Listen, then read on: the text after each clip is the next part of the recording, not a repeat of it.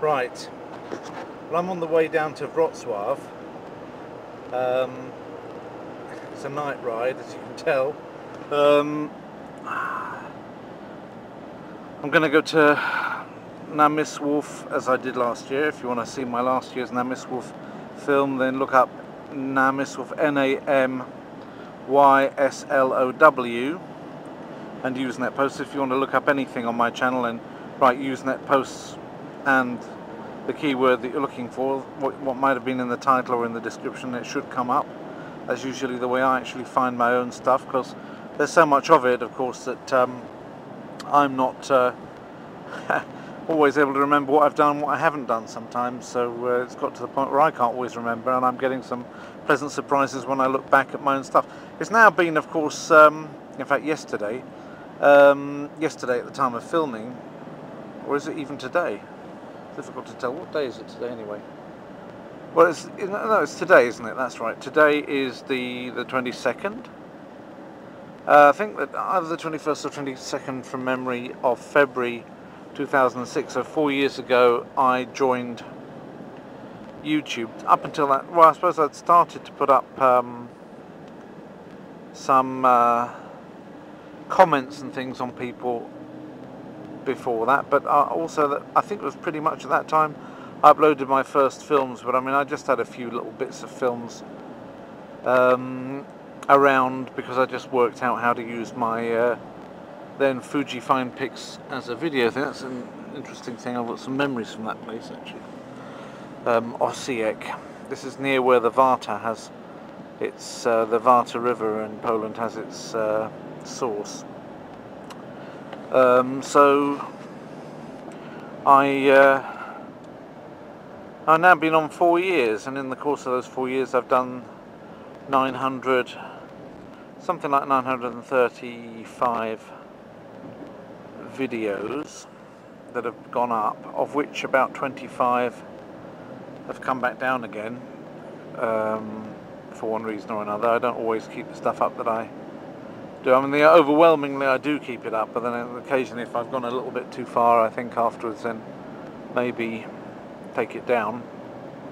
And so that only happens in very rare cases. Sometimes it happens because I have to, because somebody comes along and says, hey, you can't do that, or asks me to, because it's, you know, that they're in the film and they don't want to be in it, in which case of course I take it down. But I mean, I suppose 25 out of nearly 1,000 isn't an awful lot of material taken down. Most of it's still there, even the stuff which isn't very good. The early stuff isn't very good. But of course, because there's an awful lot of it, it's not as much as Alan Heath, my friend, has got, of course, but there's an awful lot of it anyway. Anyway, the place in which it's all sort of going, as it were, or the place to which these 1,000 videos will end up being sort of catalogued properly and put into their proper compartments. I'm doing it starting from the earliest ones, moving forwards through time, and sometimes it's a very nice trip down memory lane because I'm doing things which are 4 years old. It's hooliganov.tv, and so that's one thing that I've got as a sort of like hooliganov.tv is a domain, you know, basically for television. Most of this is audio visual stuff, so it's on there. Also, it's a normal WordPress vlog, but with the video links to these different places. They remain on YouTube. You can click through to them. I haven't bought the as yet. I haven't bought the video upgrade to WordPress, where you can put your video on the WordPress server and have it all in high density and all of that on there, because I mean basically everything that I want is available on YouTube, and I can just click back to it everywhere. It's just a central good statistical source of who's watching what on my videos, and so, you know, whoever wants to put a link through to any vlogs or anything like that, the more the merrier. I never have blocked that or stopped embedding, as they call it. You know, and there's not a single one of the videos that I've got up available for public viewing which is not allowed to be put on YouTube TV or not allowed to be put on mobile phones, or not allowed to be put embedded into vlogs. It's all open. In fact, where I remember to, I have it open for video responses. I don't think I've ever refused a video response that's been asked. Sometimes people ask you can we have a video response, but by the time you go there, they've picked a different video to respond to, so they're not there anymore. So you follow your email that tells you you've got a video response, but then it hasn't materialised. The person's gone taken it somewhere else. I've not been, I don't think I've ever, even where people have got really silly with comments, I've never disabled people's right to comment on a video. That's because of my philosophy on the matter. I feel disappointed when I feel it's a little bit cowardly when people don't allow free commentary and free ratings and thumbs up and thumbs down, the things which are all there. I allow the lot. Okay, that's my policy, and I don't want to be frightened of giving people the chance to say things. If people start to have a crack at not me but somebody else in the video, then maybe they will probably, in that situation, I turn my other cheek, but I don't believe in turning other people's cheeks for them. And so, I say I turn the other cheek. Sometimes I might give a bit of a crack back at somebody just for a laugh, but just to keep it going, really, because I don't really care if people have a crack at me. Honestly, my skin is thick. My thin is thick. My skin is very thick. I don't know if anybody's ever noticed that, but it's not easy to offend me. So I just sometimes I have a crack back at people just in the hope that they'll actually keep it going for a bit, but they never really do. But most people haven't got quite the stomach for an argument that I wish some people had. But there we go. If you want to test me out on that, then go ahead. But obviously I don't want sort of vulgarity and things which are just plainly offensive and blasphemous and horrible and offensive to people, hate speech, things like that. I don't want to encourage things like that, but just banter. I don't mind any of that. People can say what they like. And so that basically there's been very, very few cases where I've had to squelch somebody's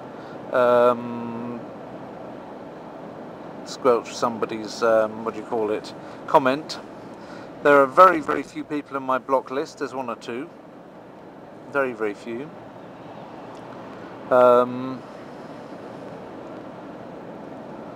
Probably from time to time I'll probably put the people that are in the block list back out of the block list again, give them another chance every so often.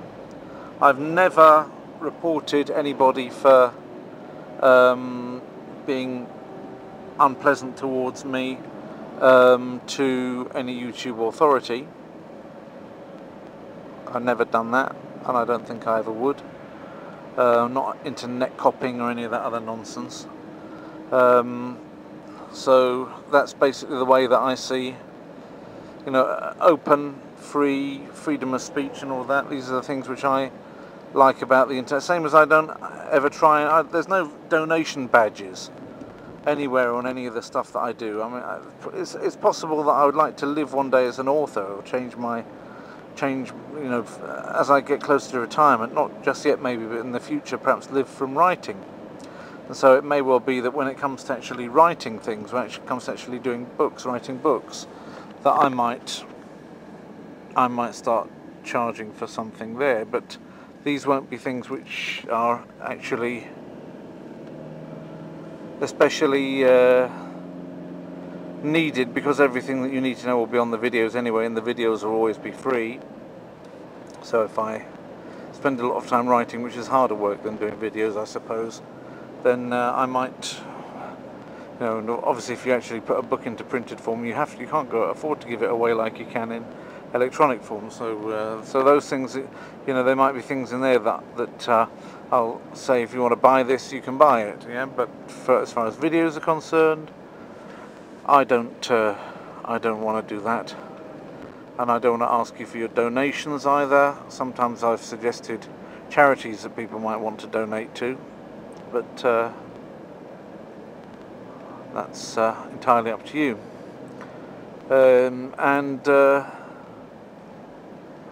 That's funny, it's a nightclub.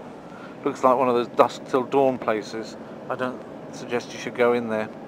Probably have Salma Hayek inside there with a snake, doing the snake dance and then turning into a vampire. You'll probably never get back out again. Anyway, so basically, I got a bit sidetracked with that nightclub thing. No, in any event, some of the things which I've got going on around the channel, for example, I've got the Google group thing for the Huliganov lessons. I've got the Huliganov TV that I told you about. There's also a Facebook group done by Lafine Maggio called Huliganov's Lessons Really Work.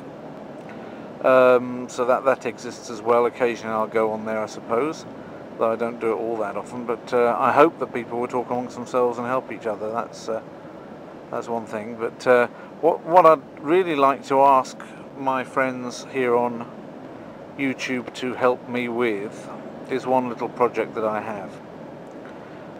Basically, I'm on LinkedIn as myself, and I'm going to put on this video, I'm going to put a link to my LinkedIn profile. So those of you who are on LinkedIn, I would like you to link to me on LinkedIn.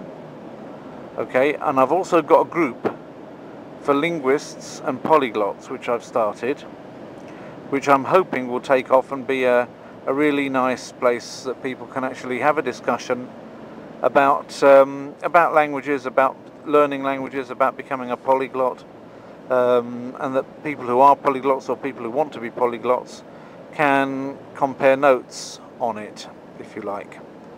So that's the idea of it.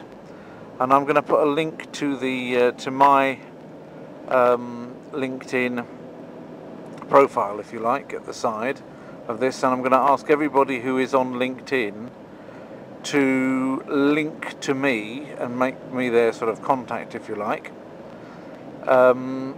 because I'm really not getting very many new contacts. I've got the same ones coming up the whole time. I'd like to really expand it a little bit, have more people seeing me, etc. And it would be great, of course, if you could join the group. If you are interested in being a linguist, being a polyglot, and you'd like to take part in those discussions, read them or take part in them, then, because if not, then you know, I didn't do this thing where you spam everybody and get everybody to who's your contact on LinkedIn to join it, because I mean, a lot of my LinkedIn contacts don't seem to be linguists, so there wasn't an awful lot of point in spamming them, because it may not have been something that would have interested many of them that much. But I'd like to have more of my linguist friends actually knowing me on LinkedIn as well, so that would be quite good if we can get that one going. If you wouldn't mind doing that, or if those of you who don't know what LinkedIn is, it's like Facebook but without the stupidity. So it doesn't have like people trying to give you ruddy plants with faces on and things like that every 5 minutes, or you know, having pages about how you like Marmite and things like that. So it hasn't got sort of, it's Facebook is like kind of, well, I'd like to call it idiosyncratic, but without the or syncra bit in the middle, yeah. So it's, Facebook is all right. I mean, I'm on Facebook, but I don't use it in any business-like way. It's just kind of like one way of hanging out with the radio dudes that I know, and some people that watch my stuff here also know me on Facebook. But I don't I find it extremely difficult to take Facebook seriously. Whereas in the case of LinkedIn, yes, it's that's a nice thing to take seriously. You can make some serious business connections there. You can make can get yourself, perhaps seen in a professional context. And I don't really have an awful lot of things going on there. I don't have enough people that I'm linked to. I don't have enough to suit my liking. So if you follow that link and link up to me there, then that will probably help me along a little bit in getting a bit more of a presence on LinkedIn. I think that will probably help me along a bit.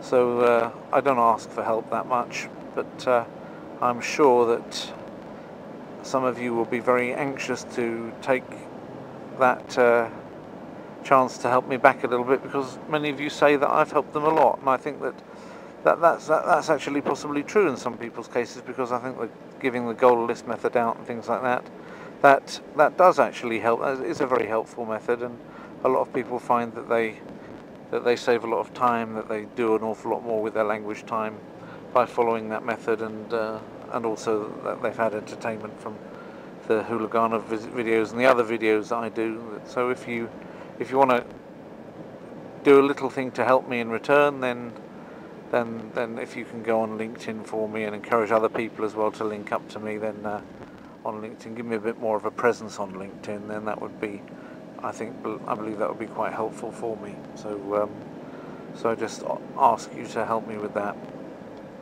So and thank you in advance if you do. So here we are. This is Wielun, by the way, this city, and what I did actually the first year that I was in Poland, I used to drive down this road almost every week, down to the Wrocław road, down this road to Wrocław, and Wielun was always a place where you were most likely to get stopped by the police. In those days, it was a question of handing over some cash, but that soon stopped as Poland matured into its new role as a modern democracy. So nowadays, you just got to take your punishment if you go too fast, and people wonder why people hanker over after the old days with the corruption and everything, but things are much easier then in many ways. So now they're more difficult. So Wielun is this. Probably a lot of the buildings that you can see around weren't even there when I used to come around here on a regular basis. I don't remember that, for example. That's definitely new, and the thing behind it is also new. But I think that if you drive through rural Poland, you can see a lot of things that have just sprung up over the last few years since Poland's been in the European Union, when the grant money started coming to farmers, and they're filling out their forms for set-aside, things like getting subsidies on this and that, and it's all very nice for them. They're making much more money than they were prior to that, and you can see that money going into buildings, into nicer houses, other buildings being built, functional buildings. You can see the effect of European wealth out in the countryside here, so it's spreading out quite nicely, so also the state of repair of the roads is much better than in the days when I used to come down here every Sunday with a gentleman called Marcin Węglowski, and another gentleman occasionally used to come down with Artur Kalicki and Robert Kamela, those fine gentlemen. Later on I used to come with a gentleman as well called, usually Marek Kurzepa had his own car actually, so we used to race sometimes when we actually got down there. We used to like to race our two Volkswagens against each other, but it was a good laugh in those days. And I'm going back to 1992 really, the winter of 92, so that's 18 years ago. Doesn't time fly? So we were all quite young then, and we were all quite fresh-faced. I was a bit older than those guys, but not so much older that I couldn't really join in with the feeling of brand new career, interesting new jobs and interesting new professional things to do, and it was all very new and exciting for them and also for me, being in a different country. And yeah, in 18 years is a long time, and really you can still recognise the place. You can recognise things that you knew then, you saw regularly then, you can still see some of them now, the contours of the road. But then there are so many things which there are on the course of the journey which I didn't even see the last time I came down here, and that would have been maybe a year ago. So it's change all the time. So something like this where we've got a particular shape of the road and you've got a level crossing. This I remember from way back, from 18 years ago. The moon's out nicely tonight. Yeah, okay, just a little bit of meandering. I don't think I've filmed this in HD, but I don't think I'll render it in HD. You can film in HD and then not render in HD, because there's no point. There's no point in rendering in HD something which is just a black road like this. So that's going to probably end up getting rendered in normal Windows Media 8 or whatever it is that I used to use. Because there's no point in giving you an HD film of something which is effectively just a black road with cars coming the other way and my voice talking. But I just felt that I wanted to say a couple of things, so, you know, that's basically what happened. What brought it all on, actually, was the fact that the lorry that I was following at the beginning, if you remember it right at the beginning, you wouldn't see it, but it actually had Minge's chocolate written on it, which I thought was quite remarkable. Now, this person's just, I don't know if you saw that, but this person's just overtaken me at the last minute before somebody coming in the other direction, and got told off for it by him putting his warning lights on, his full beam on at him for a few seconds. You wouldn't see it, but it actually had Minge's chocolate written on it, which I thought was quite remarkable. Now this person's just, I don't know if you saw that, but this person's just overtaken me at the last minute before somebody coming in the other direction, and got told off for it by him putting his warning lights on, his not warning lights, his full beam on at him for a few seconds. There's less of that kind of acrobatic riding now than there used to be. There used to be an awful lot of it, nowadays less. But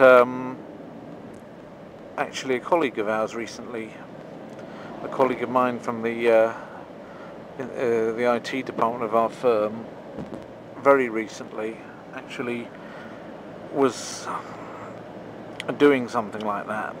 And that was the last thing he did on this earth. And that was such a nice guy, actually. Always smiling, always cheerful. He'd been in Ireland, so he had quite an Irish accent, which is the first thing. I used to tease him gently for his Irish accent. I used to call him Irish Paul. Unfortunately, one false move on a road and you can be taken away and never come back. And unfortunately that's what's happened to him, and that makes me very sad, I have to say. He was somebody that used to sing, play the guitar, and there aren't that many colleagues who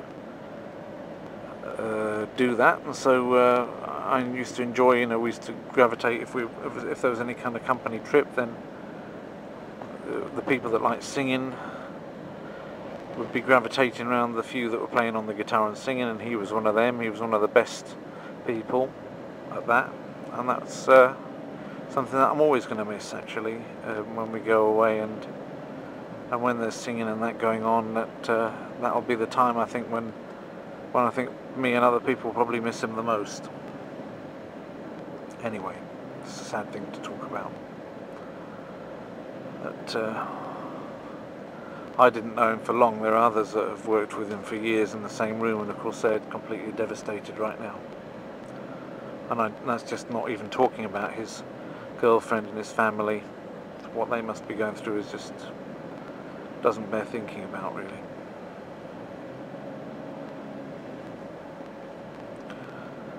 So just be careful out there. You never know what might be round the corner.